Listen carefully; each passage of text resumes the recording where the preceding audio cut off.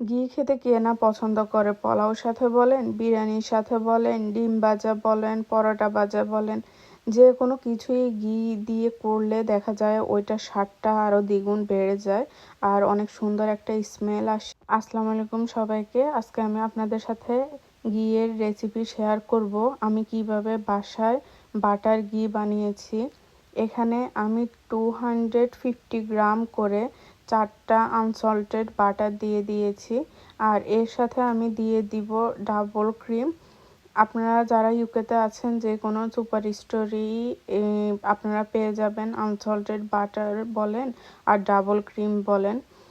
এখন বাংলাদেশেও এগুলা অ্যাভেলেবেল পাওয়া যায়। তো এখন এটাকে আমি কিছু সময়ের জন্য চুলাতে রেখে দিব, আগুনটাকে স্লো থেকে মিডিয়াম করে, যেন এই সবগুলো উপকরণ মেল্ট হয়ে যায়, বাটারগুলো যেন ভালোভাবে মেল্ট হয়ে যায়। আর আপনাদের সুবিধার্থে যে এখানে আমি বাটারের প্যাকেটটাও দেখিয়ে দিয়েছি, আর এর আগে আমি আপনাদেরকে ডাবল ক্রিমটাও দেখিয়ে দিয়েছিলাম। এখন এই সবগুলোকে আমি নেড়ে চেড়ে একসাথে করে দিব, যেন বাটারগুলো মেল্ট হয়ে যায় আর ক্রিমটাও বাটারের সাথে একসাথে হয়ে যায়।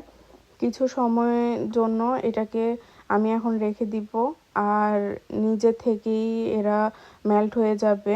বাট কিছুক্ষণ পরে পরে আমি এটাকে নেড়ে ছেড়ে দিয়েছি, যেন নিচে না লেগে যায়, সেজন্য নিচে লেগে গেলে পড়ে যাওয়ার সম্ভাবনা থাকে। এই যে মোটামুটি এগুলো মেল্ট হয়ে গিয়েছে। এখন আমি আবার নেড়ে ছেড়ে দিয়েছি এগুলাকে। সবগুলা বাটার মেল্ট হয়ে যাওয়ার পরও কিছু সময়ের জন্য এটাকে রেখে দিতে হবে। এই যে এখন বাটারগুলো মেল্ট হয়ে যাওয়ার পরে এখন এটাতে উচ্চারণ এসে গিয়েছে। আর এখন আমি চুলার আঁচটা আগের থেকে একটু কম করে দিয়েছি। আমার পাতিলটা বাটার অনুযায়ী অথবা ক্রিম অনুযায়ী আমার মনে হয় একটু ছোটই হয়েছে। তো আমি যখন করেছি এজন্য আমার এক্সপিরিয়েন্স হয়েছে। আগে নর্মালি আমি করলে 2টা বাটারেরই করতাম, এবারে আমি 4টা বাটার একসাথে করেছি। তো আপনারা করার সময় একটু বড় পাতিলেই করবেন, তাহলে আর এটা উঠে পড়ে যাওয়ার সম্ভাবনা থাকবে না। আর আপনারা চুলার আগুনটাও লো ফ্লেমেই রাখবেন, লো টু মিডিয়ামে রাখবেন। আর এটাকে এখন ধৈর্য সহকারে নাড়ার উপরে রাখতে হবে। যেহেতু ডাবল ক্রিম আছে তাই এটা নিচে অনেক তাড়াতাড়ি পড়ে যাওয়ার সম্ভাবনা আছে। তাই এটাকে এখন আমি নাড়াচাড়ার উপরেই রেখেছি।